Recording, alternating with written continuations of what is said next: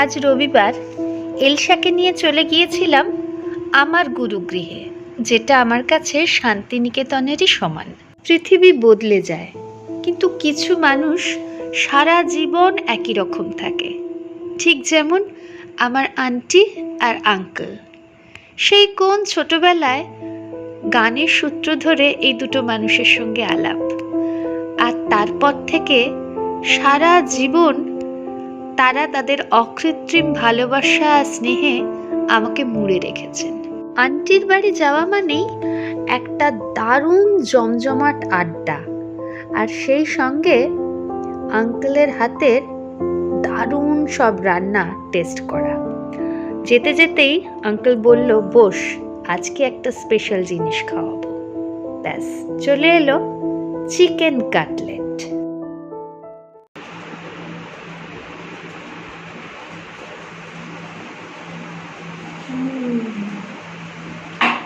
অমৃত অমৃত, দারুণ দারুণ দারুণ, এক্সেলেন্ট।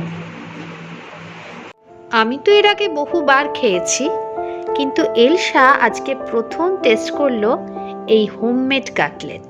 সত্যি এর টেস্টের কোনো জবাব নেই। আর খানিকক্ষণ গল্প গাছার পরেই আঙ্কেল চলে এলো রান্নাঘরে আমাদের ডিনার প্রিপেয়ার করতে। আর আমার সঙ্গে গল্প করতে করতেই চলল সেই শিল্পকর্ম। আজকে রাত্রে আঙ্কেল আমাদের খাওয়াবে, না, ডাল পুরি নয়, ডালের স্টাফিং করা একটা দারুণ পরোটা, এবং সেইটাই এখন ভাজা চলছে। সত্যি এই জিনিসটা আমি কিন্তু আগে কখনো খাইনি, তাই আজকে সেইটা খাবো ভেবেই মনটা আনন্দে নেচে উঠছে। আর কি দারুণ প্রিপারেশন! সত্যি আঙ্কেল তার প্রত্যেকটা রান্নাকে একটা শিল্পের পর্যায়েতেই নিয়ে গেছে।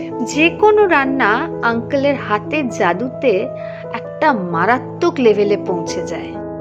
ওদিকে দেখি এলসা আন্টির সঙ্গে দারুণ গল্প জমিয়ে তুলেছে।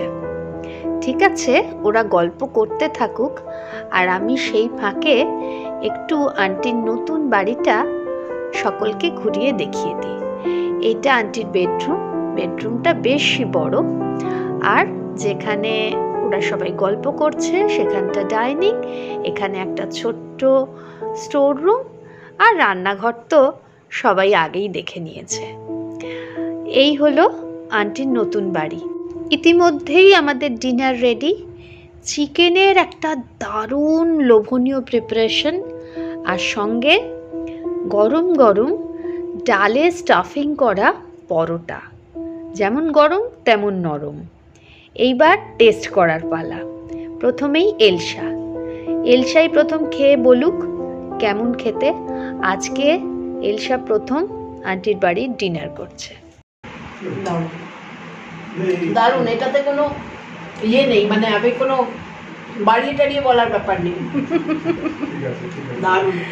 পরোটাগুলো এতটাই হেভি যে একটা খেয়েই পেট পুরো ভর্তি, অথচ এত টেস্টি যে ছেড়েও আসা যাচ্ছিল না।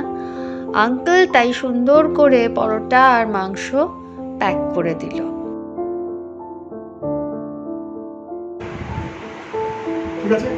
ঠিকই আছে, এলসার জন্মগত তো চ্যাটার্জি বামুন, কাজেই ছাদা বাঁধাটা ওর অধিকার। বাড়ি ফেরার আগে আন্টির সঙ্গে আমার আর এলসার একটু ফটো সেশন হলো, আজকের সন্ধেটাকে স্মরণীয় করে রাখা। এবার টাটা করে বিদায় নেবার পালা। ফিরে আসবো অন্য কোনো দিন তোমাদের ভালোবাসার টানে।